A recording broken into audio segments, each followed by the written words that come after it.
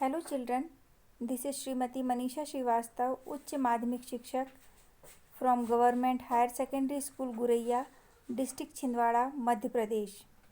Today we are going to learn a lesson from class 12th workbook. This is your lesson number 2. Name of the lesson is A Friend Who Came from Sky. On the screen you are seeing cover page of your workbook, that is the spectrum.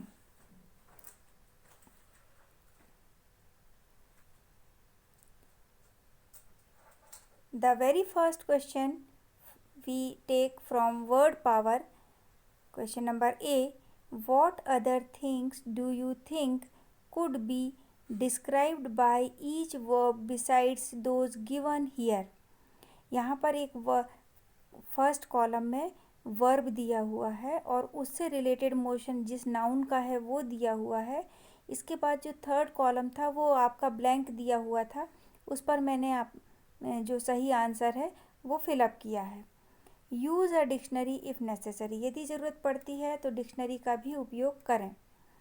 तो देखें, Flutter जो motion है, ये Flutter यानी होता है स्पंदन, फड़फड़ाना. तो ये होता है फ्लैग का. फ्लैग यानी झंडा किस तरह से फड़फड़ाता फहराता है उसको बोलते हैं फ्लटर. और फ्लटर के लिए एग्जैक्ट हिंदी वर्ड है स्पंदन. तो स्पंदन और दूसरा किसी नाउन में होता है तो वो है हार्ट, है ना. नेक्स्ट है स्वे. स्वे यानी होता है एक ओर को झुकना और साधारण भाषा में बोलते हैं झूमना, है ना. स्वे अ ट्री, जब पेड़ हवा की झोंकों के साथ हिलते हैं, झूमते हैं, उसको बोलते हैं स्वे. तो ऐसे ही मून है जो आकाश में एक ओर से दूसरी ओर को रेंगता जाता है, उसको बोलेंगे तो मून. तो स्वे अ मून भी हो जाएगा. नेक्स्ट जो वर्ब हमको दी है वो है क्रॉल. क्रॉल यानी होता है रेंगना, धीरे धीरे आगे बढ़ना. तो क्रॉल ट्रैफिक के लिए यूज़ किया जाता है. जब हैवी ट्रैफिक रहता है, वाहन बहुत धीरे धीरे आगे बढ़ते हैं तो बोलते हैं क्रॉल. ऐसे ही बेबी जो घुटैया के बल चलता है, अम्मा अम्मा चलता है बोलते हैं घुटनों के बल, तो उसको भी बोलते हैं crawl a baby. Next word है शूट. शूट यानी होता है तेज गति से, वेग से चढ़ना. तो शूट अ कार मतलब कार का बहुत तेज़ी से गुजरना. ऐसे शूट एन एरो यानी तीर का बहुत तेज़ी से निकलना. नेक्स्ट है ड्रिफ्ट. ड्रिफ्ट यानी होता है बहाव. तो हवा में यदि बहाव हो रहा है तो a cloud, drift a cloud यानी एक स्थान से दूसरे स्थान बह के जा रहा है हवा में, बहाव, हवा के बहाव में, वो क्लाउड. और फिर ड्रिफ्ट अ बोट. बोट जो है वो पानी में ड्रिफ्ट होती है, जल में. नेक्स्ट क्वेश्चन है हमारा match the birds with their related motion. हमको एक कॉलम में बर्ड्स दिए हुए हैं और दूसरे कॉलम में हमें दिया हुआ था बर्ड्स का रिलेटेड मोशन, की उनकी गति किस तरीके की है, उस गति को क्या कहते हैं. तो मैंने मैच करके रखा है. बर्ड्स जो है वो होती है फ्लाइज, पक्षी उड़ते हैं, फ्लाइज यानी उड़ना. फिर है कॉक यानी मुर्गा. स्ट्रट्स, मुर्गा अकड़ के चलता है, स्ट्रट्स यानी अकड़ के चलना, गर्दन ऊंची करके. देन क्रॉ यानी कौआ, आउल उल्लू, स्पैरो यानी गौरैया नाम की चिड़िया. इनका जो मोशन है वो है फ्लिट्स यानी ये फुदकते हैं. देन डक का मोशन है वैडल्स, बतख की तरह चलना. वैडल्स के लिए जो एग्जैक्ट हिंदी मीनिंग मिली है मुझे वो है बतख की तरह चलना. अब आपको बतख की चाल देखना होगा, ये आपके लिए एक्चुअल मोशन आपको देखना होगा. देन नेक्स्ट है ईगल. ईगल जो है वो स्वूप करता है. स्वूप मतलब झपट्टा मारना. ईगल को जब भी कोई यानी जीव ऐसा दिखता है जिसको वो खा सकता है, उठा के ले जा सकता है, तो उस पर वो झपट्टा मारता है. तो ईगल का होता है स्वूप यानी झपट्टा मारना. नेक्स्ट है हमारे पास match the following adjectives for animals come from the Latin words. तो हमको नीचे कुछ एनिमल्स के नाम दिए हुए हैं जो लैटिन वर्ड से आए हुए हैं, हमको उनका इंग्लिश वर्ड से नाम से मैच करना है। तो देखें, ये जो पहला वाला कॉलम है ये लैटिन वर्ड का कॉलम है, ये जो नेक्स्ट कॉलम है ये इंग्लिश वर्ड का है, फिर ये लैटिन वर्ड है और ये देन इंग्लिश वर्ड। तो हम देखें सबसे पहले लियो। लियो इंग्लिश लैटिन वर्ड है और उसका इंग्लिश वर्ड है लायन। ये ध्यान रखें कि लैटिन लैंग्वेज इंग्लिश से पहले आई है और लैटिन को अंग्रेजी भाषा से भी अधिक महत्व प्राचीन समय में दिया जाता था। देन है कैनिस। कैनिस यानी डॉग, कुत्ता। फेलिस, फेलिस कैट यानी बिल्ली। पोर्कस यानी पिग, सुअर। वल्पस यानी फॉक्स, लोमड़ी। देन अर्सस, अर्सस यानी बियर, बियर यानी भालू। ल्यूपस यानी वॉल्फ, भेड़िया। इक्वस यानी हॉर्स, घोड़ा। पाइसिस यानी फिश, मछली। Then comes comprehension. कॉम्प्रीहेंशन की जो एक्सरसाइज है ये कम्प्लीटली बेस्ड है आपके टेक्स्ट बुक में जो लेसन था अ friend who came from the sky. तो वो जो लेसन था जिसमें मिनी और एक एवियन बर्ड आता है उसके ऊपर पूरी स्टोरी थी, आप लोग पढ़ चुके हैं। हम उस लेसन को रिकॉल कर रहे हैं इन मल्टीपल चॉइस क्वेश्चन के थ्रू। तो चूज़ द करेक्ट अल्टरनेटिव, हमको सही विकल्प का चयन करना है। क्वेश्चन नंबर 1 है Minnie's mother asked her to go inside because. Minnie की माँ ने मिनी से कहा कि वह अंदर चली जाए क्योंकि। 4 ऑप्शंस हैं। फर्स्ट है द वेदर वॉज विंडी, मौसम बहुत ज़्यादा हवा वाला था, तेज़ हवा वाला। Second option it was likely to start rain, बारिश होने वाली थी। थर्ड ऑप्शन है she didn't want her to get wet, माँ नहीं चाहती थी कि मिनी गीली हो जाए, भीग जाए। फोर्थ ऑप्शन है she didn't want her to watch the children playing, mother नहीं चाहती थी कि मिनी बच्चों को खेलते हुए देखे। तो सही आंसर है हमारा द वेदर वॉज विंडी, मौसम बहुत तेज़ हवा वाला था। तेज़ हवा के ही कारण बारिश का होना और गीला होना ये बाद की बात है, पहली मुख्य बात है द वेदर वॉज विंडी, मौसम तेज़ हवा के कारण खराब हो चुका था। नेक्स्ट क्वेश्चन है a person who has no control over his hands and legs from birth is called. एक व्यक्ति जिसके जन्म से ही हाथों और पैरों पर कोई कंट्रोल नहीं होता, नियंत्रण नहीं होता, उसे कहते हैं।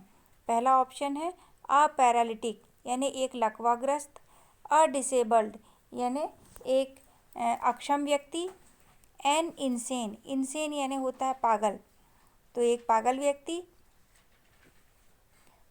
फोर्थ ऑप्शन है अस्पास्टिक, तो इसका सही जवाब है अस्पास्टिक। स्पास्टिक का जन्म से ही अपने हाथों और पैरों पर कोई नियंत्रण नहीं रहता है। Question number 3 Mini's favourite pastime was. Mini का सबसे पसंदीदा समय पास करने का तरीका था। Option 1 to watch the children in the park, बच्चों को पार्क में देखना। To watch the children at their play, बच्चों को खेलते हुए देखना। To make fun with her friends, अपने मित्रों के साथ हंसी मजाक करना। एंड फोर्थ है to enjoy her own solitude, अपने अकेलेपन को का ही आनंद लेना। तो सही उत्तर है to watch the children at their play, बच्चों को उनको खेलते हुए देखना मिनी का सबसे पसंदीदा काम था। नेक्स्ट है हमारा 4th question blank fed the duck with an ink filler. Duck को खाली ब्लैंक ने भोजन कराया, तो किसने भोजन कराया था? मिनी हरसेल्फ, मिनी ने खुद भोजन कराया था डक को? नहीं। सेकंड है मिनीज फादर, मिनी के पिताजी ने भोजन करवाया था डक को? नहीं। मिनीज मदर, यस, मिनी की माँ ने डक को भोजन कराया था। And minis friend, obviously mini के फ्रेंड्स ने नहीं कराया था। तो सही आंसर है थर्ड वाला। Fifth question, blank has been described as the avian friend.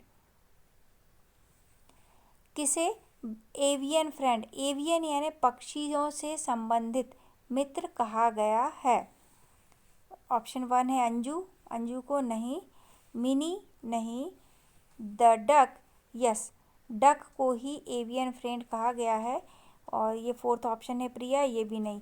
यहाँ देखें, मैंने आपके सामने डक शॉवेलर की पिक्चर ली हुई है, जिसकी बीक बहुत चौड़ी होती है और जो पानी में और हवा में दोनों में रह लेता है, ये डक। नेक्स्ट क्वेश्चन है, say whether the following statements are true और फॉल्स।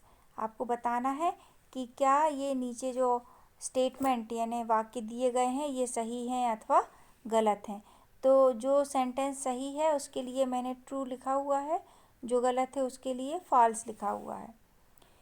फर्स्ट क्वेश्चन सेंटेंस है, मिनी कुड नॉट वॉक और button up her shirt but she could brush her teeth herself. Mini चल नहीं सकती थी, ना ही अपनी शर्ट पे बटन लगा सकती थी, पर वह अपने दांतों में खुद से ब्रश कर लेती थी। तो ये बिल्कुल सही है। आप अपनी टेक्स्ट बुक खोलेंगे, लेसन पढ़ेंगे तो आपको ये स्टेटमेंट मिलेगा। सेकंड स्टेटमेंट है, the children stopped their game because it started to rain heavily. बच्चों ने अपना खेल बंद कर दिया था क्योंकि तेज बारिश होने लगी थी।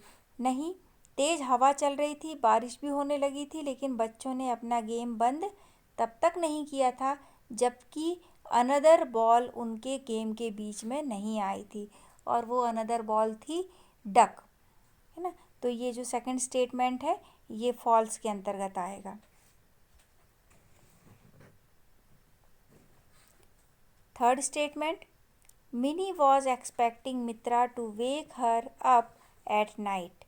मिनी ये उम्मीद कर रही थी कि मित्रा उसे रात को जगाएगा।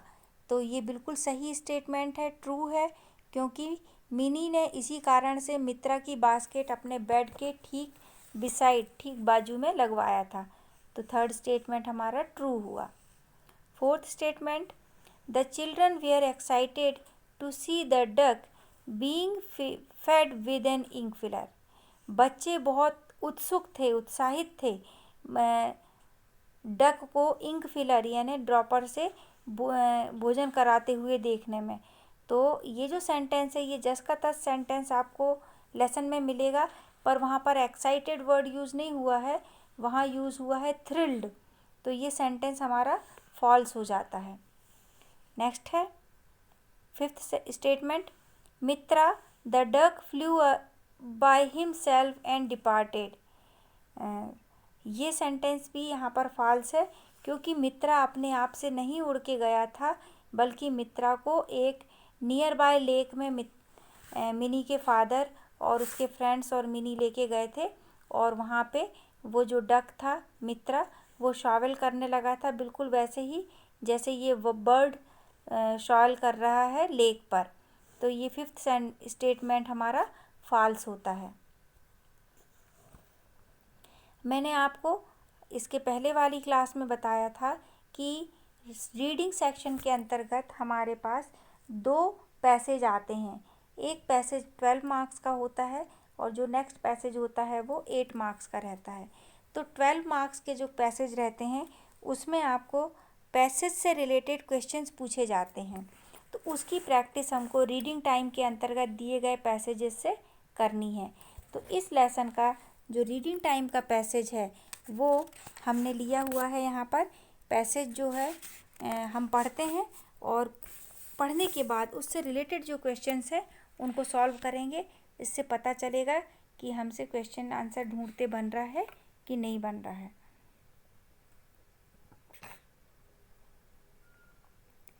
क्वेश्चन है, read the following passage carefully. नीचे दिए गए पैसेज को ध्यान से पढ़ें। The world's highest waterfall is situated in eastern Venezuela in South America. विश्व का सबसे ऊंचा वाटरफॉल यानी झरना ईस्टर्न वेनेजुएला पूर्वी वेनेजुएला में स्थित है। सिचुएटेड यानी स्थित है। ये जो ईस्टर्न वेनेजुएला है ये साउथ अमेरिका दक्षिणी अमेरिका महाद्वीप में है। It is known as the Angel Falls. ये जो हाईएस्ट वाटरफॉल है इसका नाम है एंजल फॉल्स।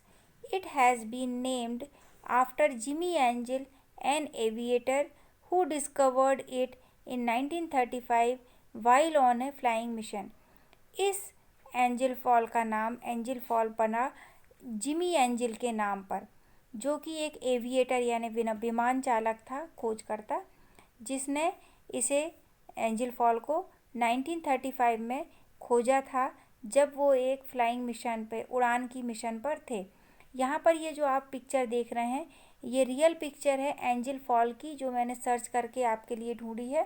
तो एंजल फॉल देखें आप, ये विश्व का सबसे ऊंचा जलप्रपात है। फॉल यानी झरना या जलप्रपात। तो ये आप देखें बहुत ऊंचाई से वाटरफॉल हो रहा है।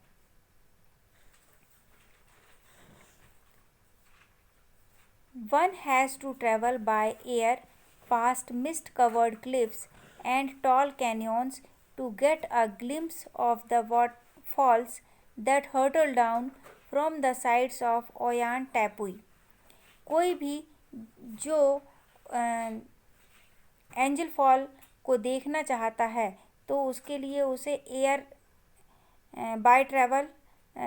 बाय एयर ट्रैवल करना पड़ता है। तो मिस्ट कवर्ड क्लिफ्स यानी कोहरे से ढकी हुई चट्टानें और ऊंचे ऊंचे कैनियन यानी होता है घाटियों को पार करना पड़ता है, तब जाकर एक झलक मिलती है कि एंजल फॉल की, जो हर्टल डाउन यानी ऊपर से नीचे गिर रहा है ओयान टैपुई से। तो ओयान टैपुई क्या है वो देखें, यहाँ पे मैंने पिक्चर ली हुई है। Flat topped share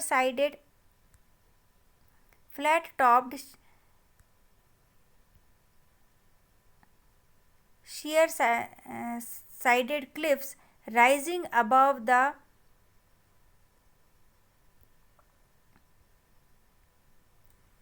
deep forest of Venezuela are called टैपुई। टैपुई जो है ऊपर जो है फ्लैट टॉप्ड बिल्कुल सीधी चपटी चट्टानें रहती हैं। उन चट्टानों के ऊपर से पानी नीचे गिरता है, जो कि सिचुएटेड है वेनेजुएला के गहरे जंगलों में। आपको यहाँ पे पिक्चर देखने को मिल रही है। इस पिक्चर में आप देखेंगे कि पहाड़ियाँ नीचे से ऊपर तक तो नज़र आ रही हैं, लेकिन ऊपर हमको ऐसी पर्वत जैसी नज़र नहीं आ रही हैं। ये फ्लैट है, ऊपर की जो घाटियाँ हैं वो बिल्कुल फ्लैट हैं, ऊपर से चपटी हैं।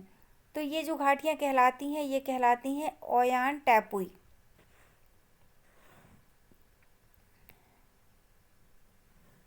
Many millennia of erosion has dug out huge crevices and fissures on Oyan Tapui's flat top. कई वर्षों का, हजारों वर्षों का जो एरोजन है, लगातार पानी गिरने के कारण वहाँ पे क्षरण हो गया चट्टानों का। एरोजन यानी क्षरण होना, तो उससे बड़ी बड़ी दरारें, क्रेविसेस यानी दरारें, क्रेविसेस यानी हल्की दरारें और फिशर्स यानी गहरी दरारें पड़ गई हैं ओयान टैपुई के फ्लैट टॉप पर, which trap the heavy tropical rainfall. और ये जो दरारें हैं ये वहाँ की बहुत तेज़ उष्णकटिबंधीय रेनफॉल को प्राप्त करती हैं। यानी उष्णकटिबंधीय जो क्षेत्र है वहाँ पे लगभग हर रोज़ बारिश होती है, क्योंकि बहुत उष्णकटिबंधीय यानी धरती के सेंटर वाले हिस्से में वहाँ पर तेज़ धूप पड़ती है, रोज़ ही बादलों का बंधना होता है, संघनन होता है, और फिर वहाँ पे हैवी रेनफॉल होती है। तो वो रेनफॉल डेली ओयान टैपुई में होती है, और ओयान टैपुई की जो फिशर्स हैं और क्रेविसेस हैं उस पानी को वो झेलते हैं।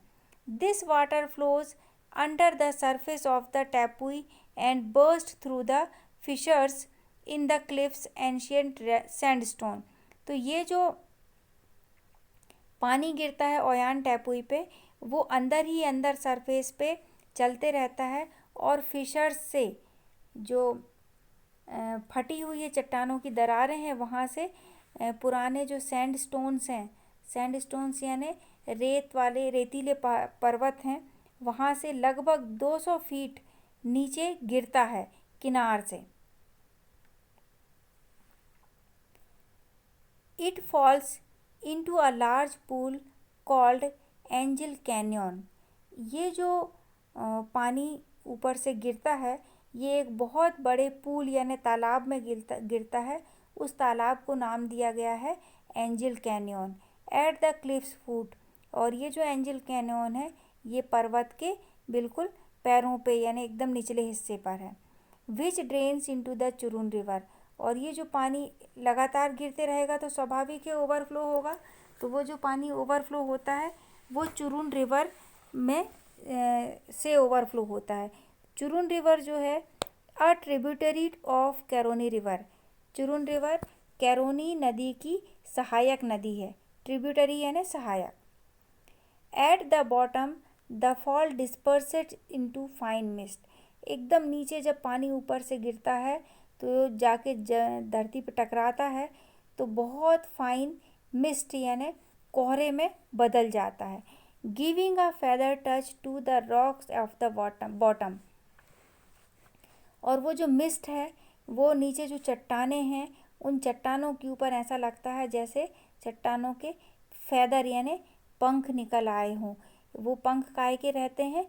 फाइन मिस्ट यानी बहुत बारीक जो कोहरा जैसा छा जाता है पानी की बूंदों के डिस्पर्स होने से, उससे चट्टानों में हमको फेदर टच देखने को मिलता है। It hurtles down from a height of 960 metre. ये जो है एंजल फॉल का जलप्रपात, ये 960 मीटर की ऊंचाई से गिर रहा है। Which is 16 times more than the height of the famous Niagara Falls and provides a truly breathtaking view. और ये जो फॉल है एंजल फॉल, ये फेमस नियागरा फॉल से 16 गुना ज़्यादा ऊंचाई से वाटरफॉल है और बहुत ही ब्रेथ टेकिंग व्यू, मतलब बिल्कुल सांस को रोक के, सांस थाम के आप देखते रहें ऐसा नज़ारा प्रस्तुत करता है। तो यहाँ देखें, मैंने ये जो पिक्चर लिया हुआ है ये नियागरा फॉल की है, जो नियागरा फॉल कनाडा में है। और सबसे स्टार्टिंग में मैंने आपको पिक्चर दिखाई थी वो थी एंजल फॉल की। तो नियागरा फॉल से एंजल फॉल 16 टाइम्स 16 गुना ज़्यादा ऊंचाई से पानी गिरता है। अब आता है क्वेश्चन एंड आंसर का सेशन। तो देखें यहाँ पर हम फर्स्ट क्वेश्चन है, match the words in column A with their meanings in column B. A column वाले वर्ड्स को मैच करना है उनकी मीनिंग से बी वाले कॉलम में। मैंने मैच करके रखा हुआ है, आपको बताते हैं। क्लिफ यानी होता है चट्टान। A high area of land with a very steep side. जमीन का एक ऊंचा हिस्सा जिसकी साइड बिल्कुल सीधी हो, वो कहलाती है क्लिफ। कैन्योन यानी होता है घाटी। A narrow valley with steep side. Narrow बहुत संकीर्ण घाटी रहती है, उसकी सीधी खड़ी चढ़ाई रहती है, वो कहलाता है कैन्योन। क्रेविसेस, अ नैरो क्रैक और गैप इन रॉक और बिटवीन लार्ज स्टोन्स। क्रेविसेस जो होता है बहुत नैरो यानी सकरा क्रैक होता है या गैप होता है चट्टानों के बीच में और बड़ी बड़ी चट्टानों और पत्थरों के बीच में, वो कहलाता है क्रेविसेस। और फिर आया फिशर। तो फिशर यानी a deep crack in rock और इन द ग्राउंड। क्रेविसेस यानी हल्का गैप, कम गहराई वाला, और फिशर यानी उससे गहरा गैप है, दोनों ही क्रैक। लास्ट है ट्रिब्यूटरी। ट्रिब्यूटरी यानी होता है अ स्ट्रीम और river that flows into the large river, एक छोटी नदी या स्ट्रीम, धारा, जो बड़ी नदी से जाकर मिलती है, उसको बोलते हैं ट्रिब्यूटरी। हिंदी में बोलेंगे सहायक नदी। It's turn to the questions and answers. Question number 2, which is the world's highest waterfall and where is it? संसार का सबसे ऊंचा वाटरफॉल कौन सा है और वह कहाँ है? आंसर है the world's highest waterfall is Angel Falls. संसार का सबसे ऊंचा वाटरफॉल है वो है Angel Falls. It is situated in eastern Venezuela in South America.